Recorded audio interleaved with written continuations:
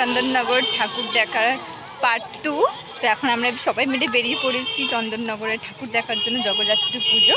তো আমি প্রথমবার আসছি, তো দেখি এখনও পর্যন্ত একটা ঠাকুর দেখিনি, বাট আমরা রাস্তাতেই আছি, ঠাকুর দেখতেই যাচ্ছি। তো দেখি কি কি ঠাকুর দেখি। আর এখানে বলে যে লাইটিংটাই নাকি বেস্ট। ও এসেছিল। হ্যাঁ, আমি প্রত্যেক বছরই আসি ওর এখানে পিসির বাড়ি। হ্যাঁ, আমি প্রথমবার এসছি, তো দেখি কেমন কি এক্সপিরিয়েন্স হয়। তো পুরো ভিডিওটা দেখো, আর কি কি ঠাকুর দেখলাম সেটাও তোমাদের সাথে শেয়ার করব। এখন আমরা একটা প্যান্ডেল দেখলাম, আর এটা হচ্ছে মৌসুমী দিদির লুক। কেমন লাগছে অবশ্যই কমেন্ট করে জানিও। বাট আমি একটা কমেন্ট করে দিচ্ছি, মৌসুমী দিদি স্মাইলটা খুব সুন্দর। আজকালটা বলে আমার খুব ভালো লাগে, কিন্তু আমার নেই আজকালটা।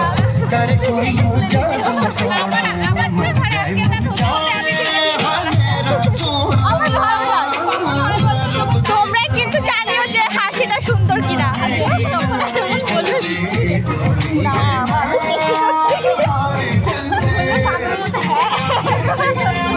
সবাই ভালো কমেন্ট করবে, তবে আমি রিপ্লাই দেবো। তো এখন একটা দেখলাম, এখন দেখি আরো অনেকগুলো ঠাকুর দেখবো।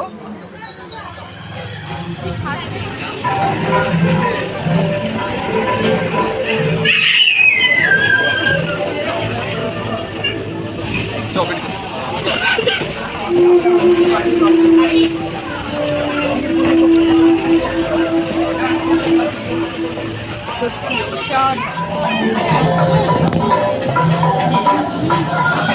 ভীষণ সুন্দর, হেবি সুন্দর, ভালো লাগছে।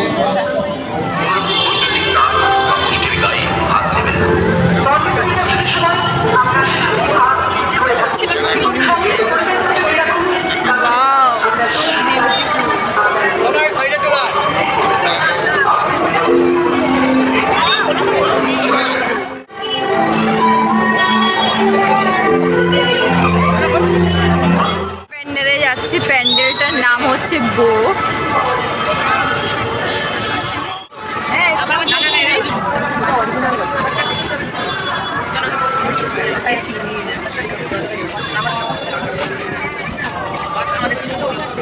দুর্গাপুজো ভাইবস। আমি উল্টে মুখে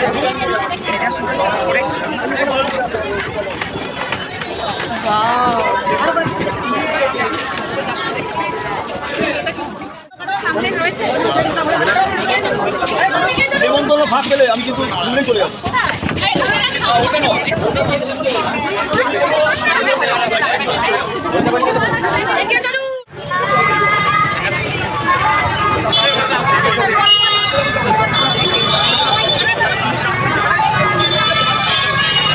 হচ্ছে আর একটা প্যান্ডেল, গৌড় কালীতলা।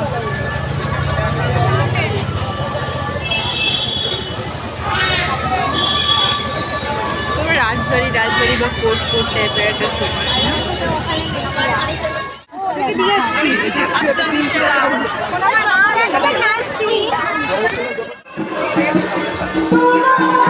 এই একটা প্যান্ডেল দেখতে যাচ্ছি আমরা, স্মৃতিকথা। ছোটবেলায় আমরা যখন পড়েছি হর্ষই দীর্ঘই, হর্ষ দীর্ঘ বসে খায় ক্ষীর খই।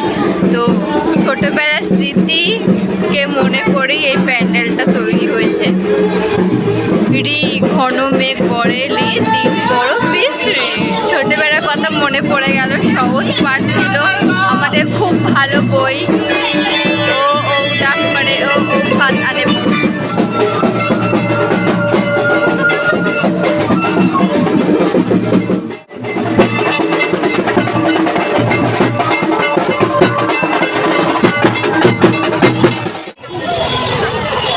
এই একটা প্যান্ডেল, তাঁতির বাগান।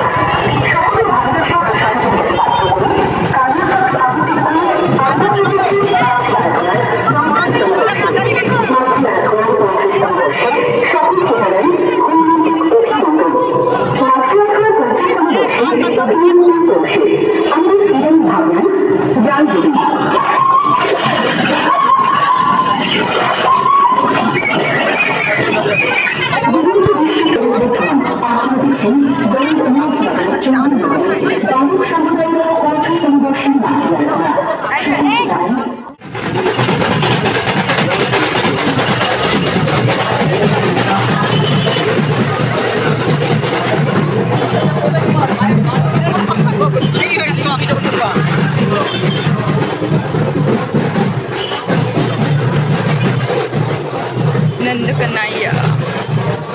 তো এটা হচ্ছে কৃষ্ণের জন্মস্থান বা কৃষ্ণের জন্ম নিয়ে এই প্যান্ডেলটাই দেখো। এটাতেই বেরোনো এটাও।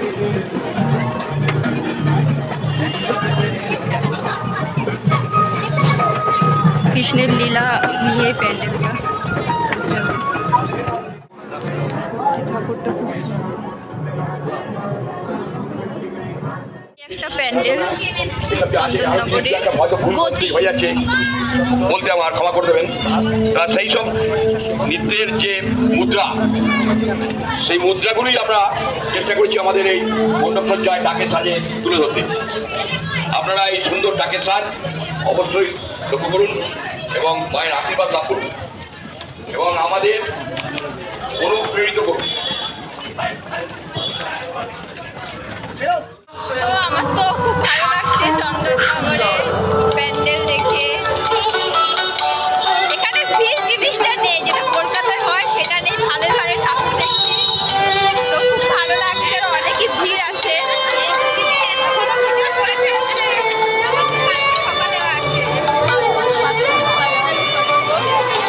চলো আরো অনেকগুলো ঠাকুর দেখবো, দেখা যাবে। এটা হচ্ছে মেজমা জগন্নাথ পূজা কমিটি। আমরা ভোগের প্রসাদ খাওয়ার জন্য লাইনে দাঁড়িয়েছি আমরা সবাই, ভোগের প্রসাদ খাওয়ার জন্য। ভোগের প্রসাদটা মিস করা যাবে না, লাইন দিয়ে দিয়ে যেতে পাবে। আগে এই যে বলছিস, হ্যাঁ ভয়েস ওভার শুনতে পারবে।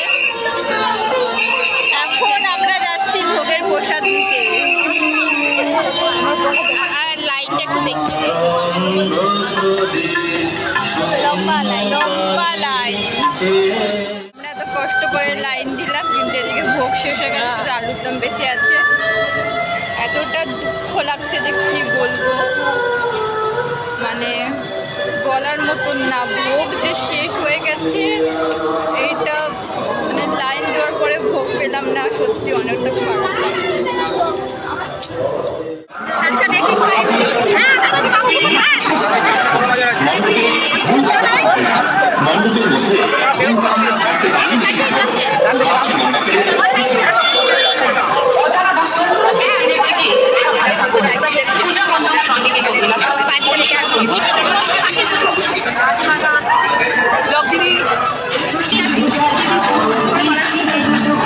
তো ভাই দেখো একে প্রেম ভাই নিউ স্টাইল। তখন কৌশিক থেকে পাঠিয়েছিল। হ্যাঁ ভাই বোন দেখো যাচ্ছে কাঁধে কাঁধে হাত দিয়ে। যেমন ডেঙ্গু, ম্যালেরিয়া ইত্যাদি বিষয়ে সচেতন থাকুন। প্রতি সপ্তাহে অন্তত একবার নিজের বাড়ি পীড়িত মানুষের পাশে দাঁড়ান, ভুলে যাবেন না দরিদ্র পীড়িত মানুষের প্রতিও রয়েছে আপনার কর্তব্য। ধর্ম যার যার, সমাজ সবার, ধর্মীয় ভেদাভেদ ভুলে সদা তৎপর রয়েছে, তাই প্রশাসনিক বার্তা মেনে চলুন, প্রশাসনিক কর্মকর্তাদের সহায়তা করুন। দুঃখের কারণ না হয়েছে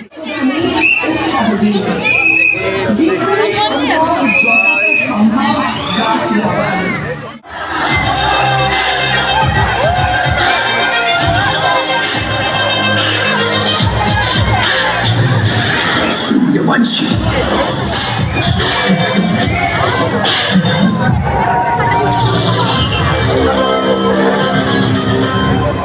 এখন আমরা এলাম চাউমিন।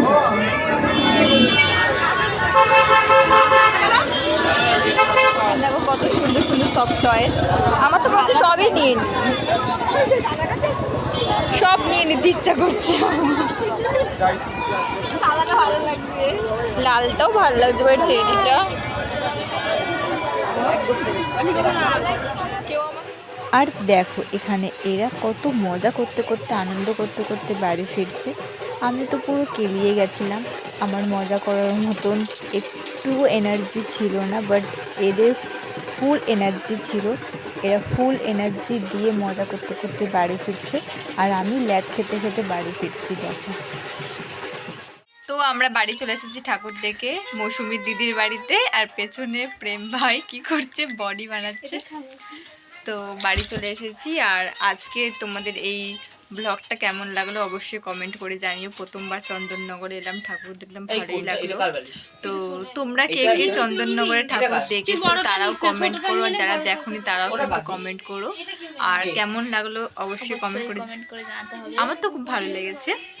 তো আজকের এই ব্লগটা এখানেই শেষ করছি। যদি ভালো লাগে তো প্লিজ লাইক করে দিও আর চ্যানেলটা সাবস্ক্রাইব করে দিও। টাটা।